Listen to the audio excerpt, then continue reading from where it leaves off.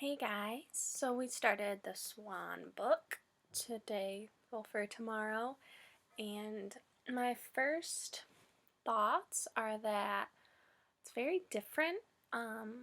There is a lot going on that is, I don't want to say confusing again, but it is.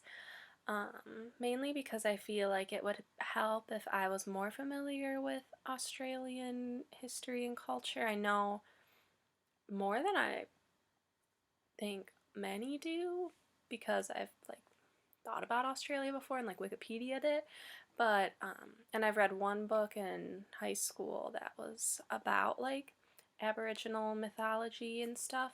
So I feel like I have a pretty good background, but even still, it's like I'm unsure of when things are going over my head or unnoticed, which I don't know, it might be problematic, but I'm sure I'd be able to get some sort of value out of it.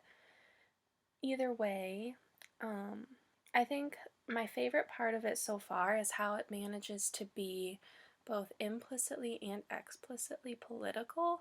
And there are so many resonances of what's happening now in America, like what she's saying. This was 4 years ago now in Australia. I've just starred so many things and reread them because climate change and refugees, and it's kind of eerie how that's still an issue here, and it has been an issue in other places at other times.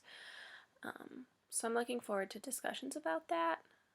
And I don't know, I have a lot of thoughts because it's so unique and there's so much going on, and it's difficult. It's a very difficult book, I think.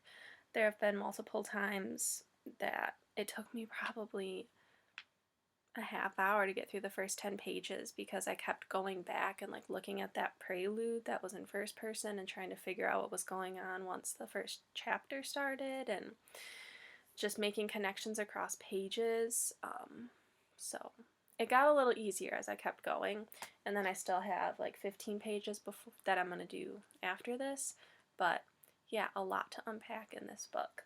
So my question is related to a passage on page 18, and it's about halfway down the page. She had given the girl a fancy name and everything. Oblivia, short for Oblivion Ethyl, was her unconsciously inspired, synonymously paralleling sentiment for a girl perhaps best suited dead, instead of returning like a bad smell from the grave. So, from the moment I read the inside of the flap, I was wondering what's up with this name, so that's my question. What's up with this name? It looks like she gives a little bit of stuff that could help us figure that out, and then I did the work of looking up Oblivion is forgetfulness or the state of being forgotten, which I guess makes sense, but then the ethylene and why is the ENE in parentheses. So just what's going on with this girl's name, and I'll see you guys tomorrow.